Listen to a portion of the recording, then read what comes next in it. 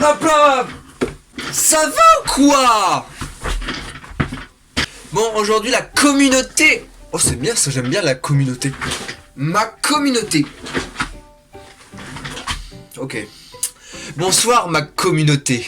Aujourd'hui on va regarder une des petites compilations de vidéos. Tu as cru? Non, évidemment que non.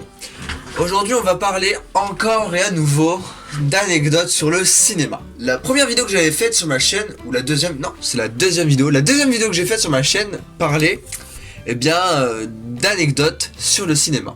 Mais aujourd'hui on va faire un peu plus dans le drama. Le drama. Parce que les gens ils adorent le drama. Le drama.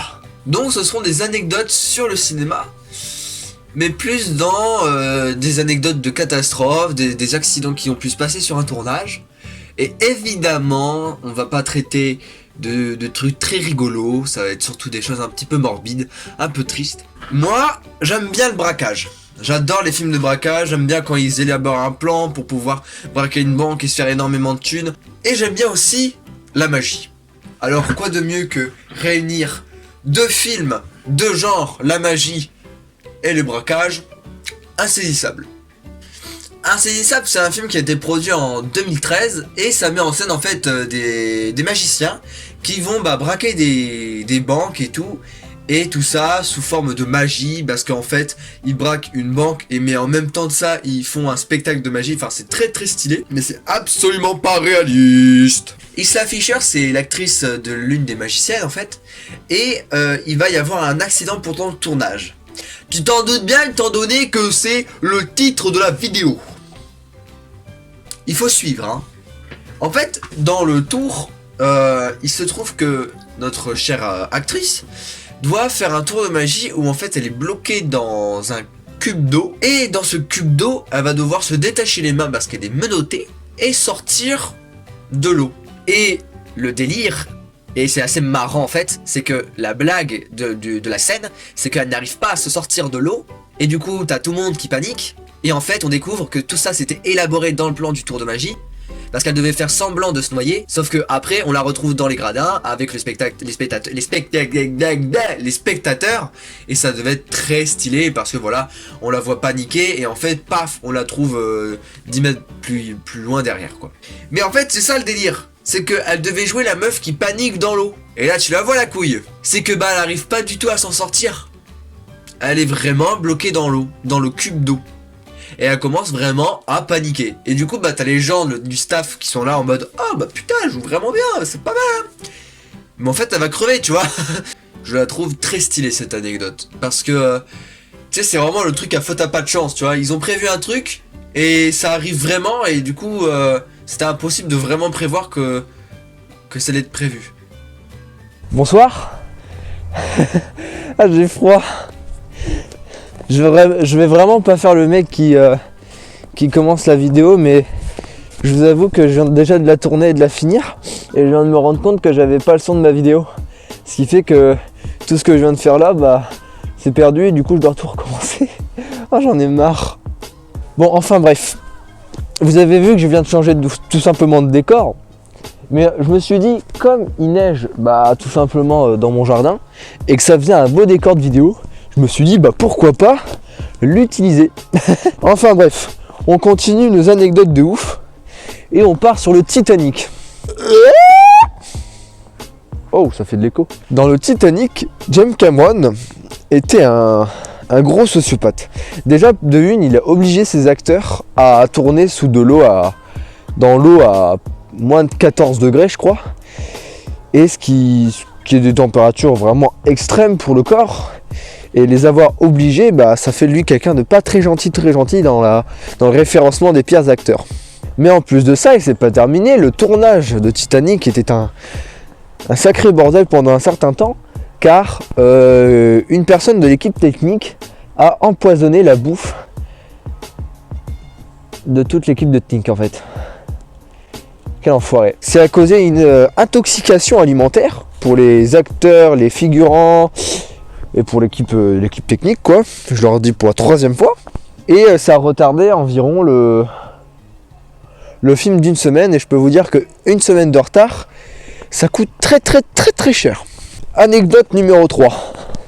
Toujours dans la continuité des réalisateurs, on a Tarantino qui lui a obligé Uma Thurman à conduire sur une voiture qui n'était pas en très très bon état sur une route qui n'était pas en très très bon état non plus.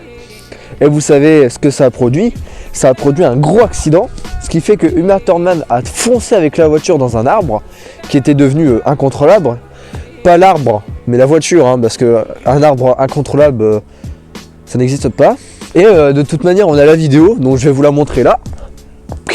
Voilà, ici il y a la vidéo normalement. Ou là peut-être, je sais pas comment vous montrer ça. Mais en tout cas ici il y a la vidéo. Et on peut voir vraiment que la scène est déjà pas très ouf. Mais en plus de ça, bam, elle fonce dans un arbre. Et on peut voir même les kits techniques qui arrivent pour l'aider quoi, à s'en sortir. On passe à l'anecdote numéro 4. Pour celle-ci, on va parler de Deadpool. Dans Deadpool, il y a une scène où Dominos, qui est l'actrice, je sais plus comment elle s'appelle, l'actrice qui joue Dominos, mais en gros c'est la meuf qui a beaucoup de chance là, je sais pas si vous voyez bien. Elle doit faire une grosse cascade en moto, et il se trouve que elle est en fait doublée par une cascadeuse qui s'appelle comment déjà? Qui s'appelle Jay Diaris, normalement.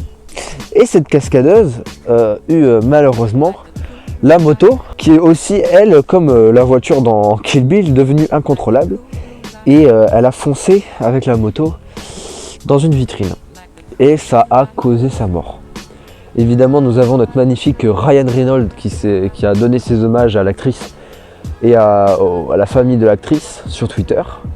Et je trouve ça quand même complètement dingue que dans un film, tu aies vraiment ce danger de mort pour réaliser un film avec des dangers de mort. Je ne sais pas si vous voyez ce que je veux dire, mais il y a vraiment des sacrifices dans un point de vue de danger que je trouve incroyable.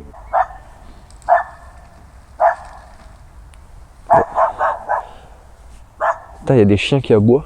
Anecdote numéro 5. On va partir en France. Ah, la France, la France, la France, la France, la France, la France. Taxi 2. Normalement dans Taxi 2 il devait y avoir une scène où la voiture fait une sorte de gros et la voiture a été calculée de manière à ce qu'elle tombe et finisse dans un gros tas de carton. Sauf que malheureusement les calculs ont été très mauvais et la voiture a fini genre 10 mètres plus loin. Ça a fini sur un caméraman et son assistant qui était là au mauvais endroit quoi, au mauvais moment pour le coup. Ça a causé le décès du caméraman, mais l'assistant lui a eu les jambes normalement sanctionnées et avec de très graves blessures. En même temps, se prendre une grosse voiture en pleine gueule, normalement tu t'en sors pas indemne. Voilà, en tout cas, après cette note bien triste, la vidéo est terminée. Écoutez les amis, si ça vous a plu, moi je vous invite vraiment, mais je vous invite vraiment bien à vous abonner. Je vous invite vraiment bien à liker la vidéo et je vous invite encore plus à commenter la vidéo et me dire des anecdotes que vous connaissez, des anecdotes dangereuses ou alors des histoires complètement fous sur le cinéma. Et je me ferai un gros plaisir à les lire et à vous répondre, évidemment. J'ai pris vraiment des situations très extrêmes pour cette vidéo parce que j'ai vraiment très froid aux mains, enfin à la main. Et j'ai très envie là, c'est de rentrer dans ma chambre pour être bien au chaud. Mais je suis très content du rendu que ça a donné. J'espère qu'avec le micro-cravate que j'ai pris, le son sera de qualité. J'espère qu'avec le micro-cravate que j'ai pris, le son sera assez qualitatif. Mais bon, j'en demande pas plus. Je vous souhaite une très bonne journée à vous. Je vous fais des gros bisous. Portez-vous bien. Et hasta luego. Non, c'est éclaté au sol ça comme intro ça. Salut. J'ai froid.